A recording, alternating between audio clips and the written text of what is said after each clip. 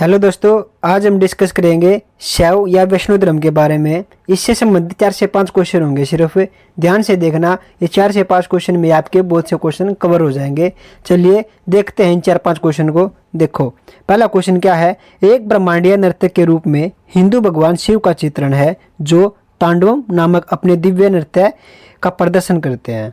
तो ऑप्शन देखो इसके क्या होंगे, मुरुगन, नटराज, विष्णु या फिर वेंकटेश्वर। क्या हुआ इसका आंसर? देखो, इसका आंसर है नटराज। क्या होता है, क्या हमें देखने को मिलता है? देखो, नटराज शिवजी का एक अन्य नाम था। ठीक है, नटराज शिवजी का स्वरूप न सिर्फ उसके संपूर्ण काल एवं स्थान को भी दर्शाता है, अपितु यह बिना किसी संशय स्थापित करता है कि ब्रह्मांड में स्थित सारा जीवन, उसकी गति का कंपन तथा ब्रह्मांड से पूरे शून्य की निःशब्दता से भी सब कुछ एक शिव में निहित है। नटराज 2 शब्दों से मिलकर बना है। देखो, नट का अर्थ क्या होता है?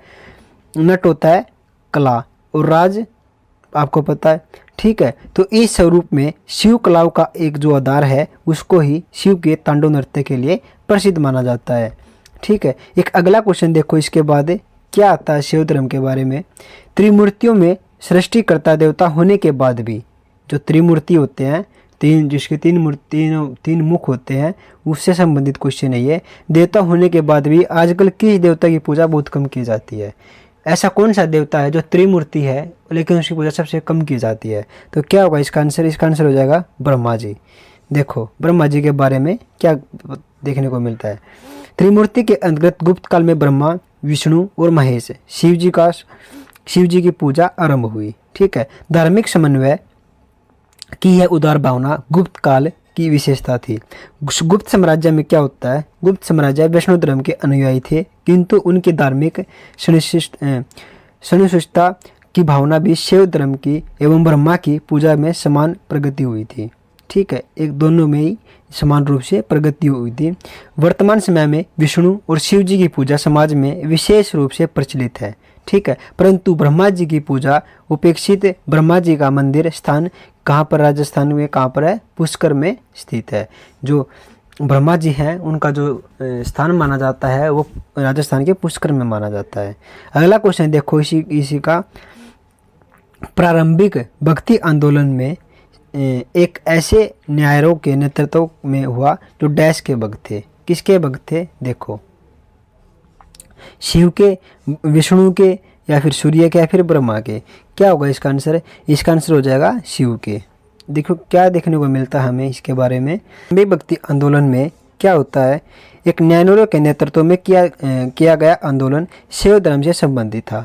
न्यायनार संतों की संख्या 63 बताई गई है, जिसमें अपार, त्रिज्ञान, संबंदर, सुंदरमूर्ति और मणिक्वाग्गर आदि के नाम से उल्लेखनीय है। इसमें से अपार, जिसका दूसरा नाम क्या है, तिरुनाकु रस्सु भी मिलता है।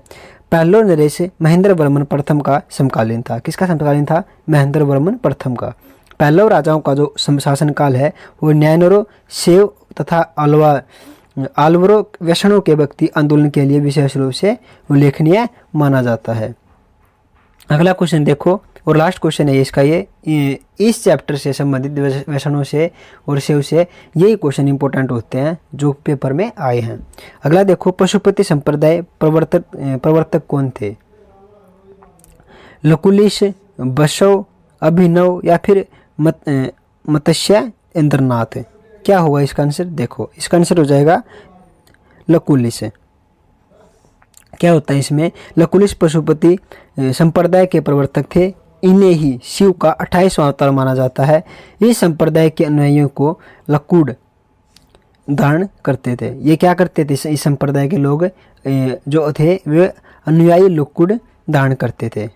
ठीक है, ध्यान रखना दोस्तों। कैसे लगे आपको ये 4-5 क्वेश्चन कम थे लेकिन इसी टॉपिक से संबंधित थे, इसलिए क्लास छोटी रहेगी। ये आगे जो क्वेश्चन आएंगे वो मुगल काल से संबंधित शायद आएंगे और आपको उनमें बहुत कुछ सीखने को मिलेगा।